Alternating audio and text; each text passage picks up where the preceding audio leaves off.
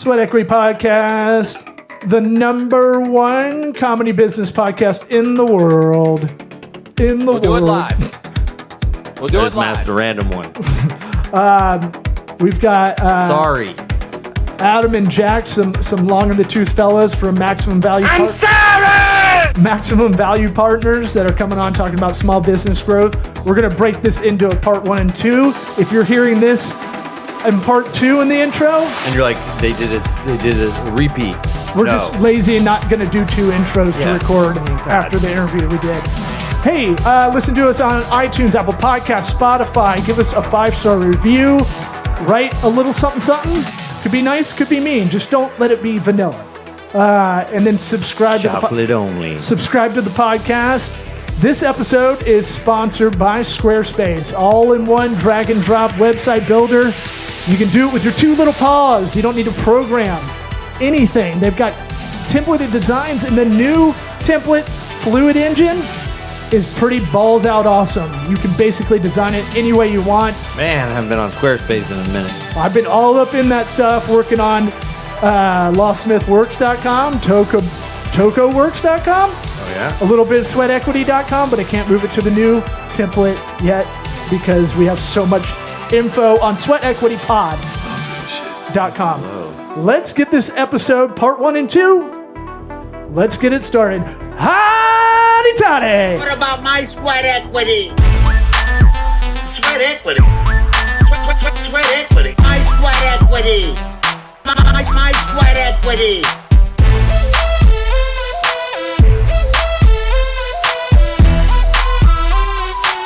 Sweat equity. What about my sweat equity? So how do you guys, how much of people's personalities and lives do you get into to kind of, assess them, or even, I'm guessing the DISC report gives you a little bit of that, but like just their daily habits and things like that, or just like how their own spending habits. You might look at them with a really nice car that they can't afford, and they're also trying to run a business. The $100,000 millionaire. Yeah. Right. Well, we try to keep things focused on business, but as you might imagine, things, personal lives get involved a lot. As we're talking, last time on the show, we've coached a lot of couples over the years. So you got spouses. So we're talking about that, in terms of what happens, what doesn't happen, right? During the day. God, that's intense. Okay, I'll leave the room. You and Eric, you can talk to Eric. Well, just it's true. That's like beyond couples therapy, probably, because then it's the money. And then it's He was recently all up in that. He's now in a better life. Yeah, don't need that. But was definitely doing the mom and pop shop. I'd be like, okay, which one of you two is gonna not be involved in the business, because this isn't gonna work. Well, I grew up with that. My parents worked together for 40 years. I thought it was normal. Oh, I didn't okay. realize how unusual. I didn't realize how unusual it was. So we got in the real world and saw that it's very difficult. Well, it's difficult. Well, you might be. I don't know. No, it's certainly unusual, right? To be able to do that. And not everybody loves being with their spouse 24/7 either, right? But you have a lot of family that often gets involved in business too. So again, a lot of personal stuff will come up. We try to keep the focus on the business side of it. Jack and I are not, armchair psychologists. We're going to, take care of all their marriage problems, or their kid problems, or their sibling problems, right? It's more focused on in the business, and whether you should have those folks in the business or not too. That's a big challenge. Who do you bring into your business? And usually it starts with friends and family and folks that you know, like, and trust, as opposed to strangers. You probably have a good story or two, though, from the couples. Maybe we want to hear that's this. That's what we make our podcasts out of usually. The issues that we encounter when we're coaching. They tell us everything. I mean, we serve as a buffer. We should have a psychology degree, but we don't. And they're desperate to talk to somebody. They just don't get information easy. Colleges don't provide it the way it should, and professional services, lawyers, accountants, they don't either. They're collecting taxes. Well, they might be put out of business with all the people being added to the budget here. But business is psychology when you really break it down. It's really trying to figure out a lot of behavioral kind of management is a lot of it. I mean, marketing is for sure. Marketing for sure. Your intra personal relationships with partners, vendors, all that stuff. that's I always see it kind of that way. And my buddy called me a business therapist because, he came in wanting to be a client and just spewed all this stuff out. And if I tell them I'm a comic up front or they know that already, good Lord, they will say the most crazy shit of like ever. And you realize people do that, huh? Yeah. I don't need to hear this intense. I actually liked it because I want to know where their brain's at. I want to know if they're really invested more than money, when they're working with me. I want to know if I should have really assessed that as risk in a better way so that I didn't get bad clients. But we've talked about it on this show. If we have one thing we've talked about the entire podcast series is entrepreneurship's lonely. Even if you have your partner right there that's working next to you, because you guys are dividing and conquering, Can you guys have any, but do you guys have any fun? The game's between your ears like golf. Called it back. But do you have any salacious stories, some fun stuff? Like what have y'all been talking about on your podcast? Please don't talk shit about us on your next episode. Do it. I don't know. Actually, yeah, that'd be fine. Yeah, we can use the exposure. Actually, be worse if indifference is the biggest hate. All right. No, so to talk about couples working together. So I'm guessing the two of you have been involved at some point where you've had a couple that has an argument in front of you, and it kind of gets a little bit out of hand. And now, depending on your style, you might get some popcorn and let's watch the fight and see how it kind of goes. But most people try to get out of the room, right? And so we had a client for we were maybe a week. We were about a month and a half into it. We go in to meet him this morning, and when we walk in, the two of them are literally yelling at the top of their lungs at each other in the office building, right? That has 30 other companies in it, and they're yelling at the top of their lungs about something that happened 3 years ago at home that he forgot about, right? And literally, like, there's a vein popping in the middle of her forehead, yelling at this guy. And I said, "What happened?" And again, when they tell us what happened, I said, "Really? And you're bringing this up here now?" I said, "Yeah, I understand how uncomfortable everybody is, not only in your office, in this entire building that people know about you guys. People talk to the manager about you guys. Hey, the people in office 2, 3, 4 up there, they're very stressful. We could tell when they're in the building because it's always loud and they're always yelling at each other. It's absolutely crazy. How does that happen? All right. So you can get that on one extreme. The other extreme would be partners walking past each other in the hallways, not saying hello to each other. They just can't stand each other anymore. And so they've learned to kind of bite their tongues. We've had everything from spouses like that, or we've had brothers, right, who are great brothers but opposite styles. One says black, one says white, and they're both former wrestlers. And they said, well, we almost knocked out Greg out in the office, but they said, hey, tell you what I'm going to do here, brother. I'm cracking myself up. Smackdown going on, right? Well, but they said, look, we're great brothers, but we are terrible business partners. It just doesn't work from that standpoint. So starting to kind of understand, what you bring to the table from that standpoint could be very, very helpful. But yeah, I mean, the trouble with family in the business, though, you know too much about them, right? You know all the bad stories that, well, so-and-so did this and they had a bad weekend and they went off on a bender. Okay, well, you know about that because they're your cousin or they're your sister, not because, it's relevant to what they're doing day to day. So often those things can get in the way from what's kind of going on and not be able to help the business go forward. I want to know what the guy did 3 years ago.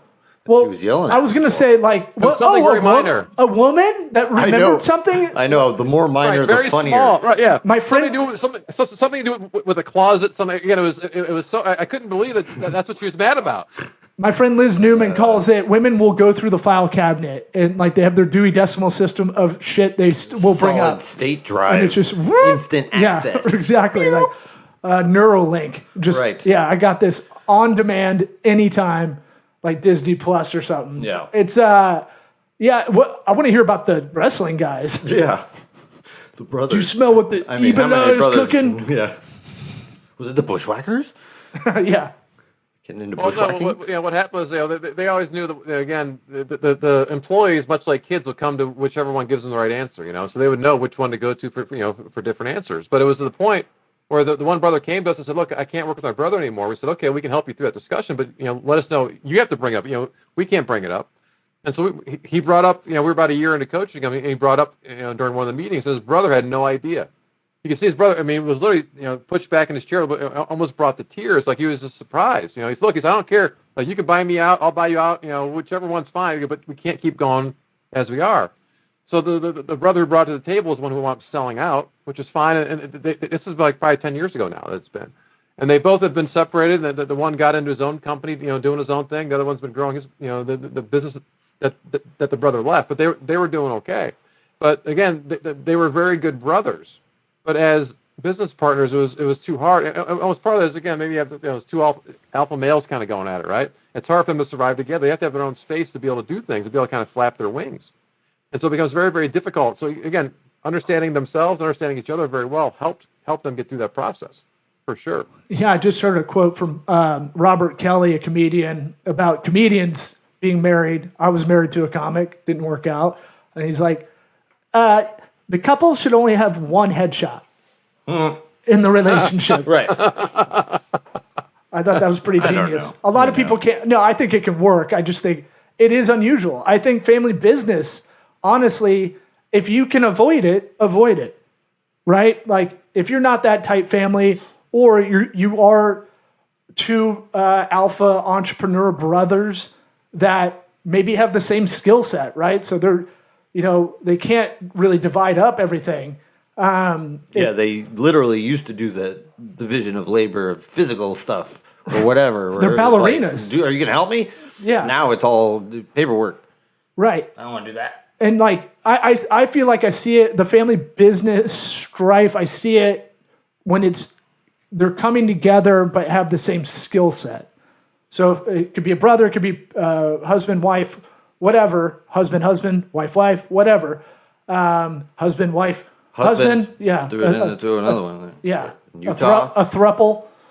Yeah, well, it's hard to have those discussions with family, because with family you have to see them. You have to see them at family functions, at the holidays, that kind of stuff. And so we had a situation years ago where it was transitioning from one generation to the next, and they wanted the two kids to take it over. The one kid had been working in the business since he graduated from school. The other one kind of came in a few years ago, and these two brothers couldn't quite get along. They're trying to find a place for the one brother. To your point, it just couldn't quite fit, and it's hard to have the discussion to fire your brother and talk to your parents about it, right? Especially when you're trying to transition. So we found an opportunity where the one brother basically threatened to quit. And he called us and said, hey, so next time he says that, you got to grab on it with both hands and not let it go. So it was about a week later, he threatened to quit again. I said, fine, you know what? If you're going to quit, that's it. If you say it again, you're done. And so he honestly, he forced his brother to quit, but his brother gave him the opportunity. So to give him the chance to go out on the higher road. But you're always trying to balance all this stuff, right? So when you're making a business decision, are you often thinking about what mom and dad are going to say? Well, if you're in family business, you almost are all the time. And so you can imagine how confusing that can be, or how that can impact or delay important decisions. And so that's a big part of what we try to push through. Jack is very, very adamant about this. I'm more understanding of it because I grew up with it. But yeah, you have to have certain conversations to get it set up properly. Or else it's going to go sideways quickly. Yeah, it spills over. All that stress from work. Oh, things aren't going good at work. Normally things are good at home, but that spills over, and they're both feeling it. If it's a husband and wife, forget it. It's like, oh shit. Then it's all big one mushy pile of anxiety. I feel like the best I've seen it with family business management is kind of I compare it to like being fluid, like watching hockey, right? Those guys aren't calling plays out. They kind of just know where to be. And some of the times they have to take a puck, to their body to protect, and sometimes they're coming up and setting people up with a shot, and they get nailed, trying to get a shot in.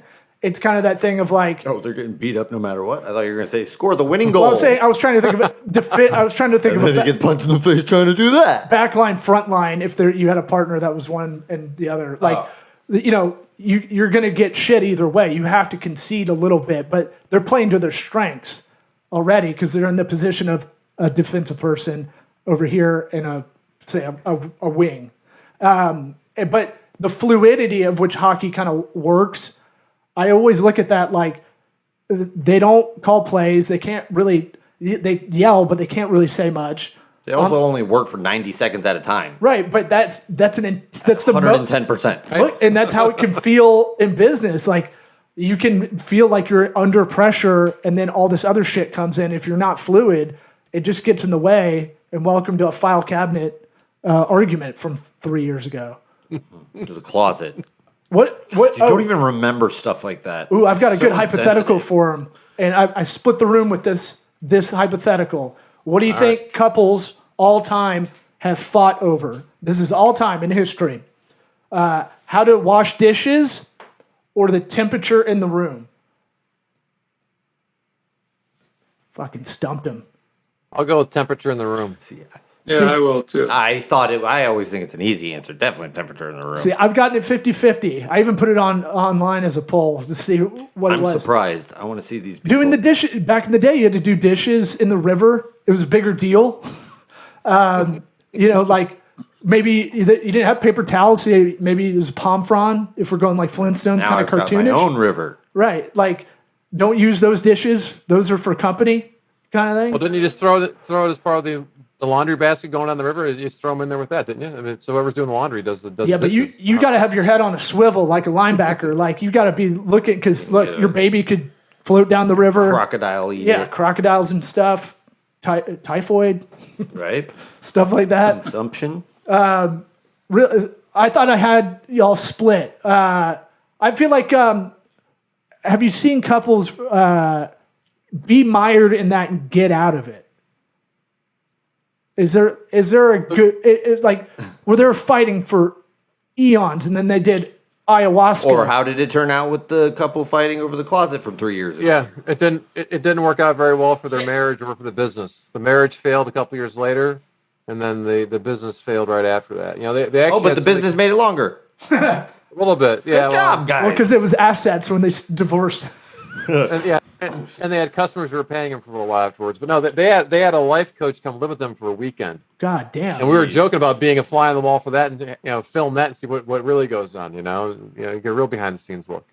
A lot of masturbation, probably. But yeah, right. So it's not if the marriage is not solid, business is not going to help. It's like having a kid to help fix your bad marriage. Right. It's going to make it worse. Eric got a dog. There you go. See, My dog. listen to my 13-year-old self. I got a dog out of it. Yeah. I'll bring that back too. How long have you guys been together? How long have you been together?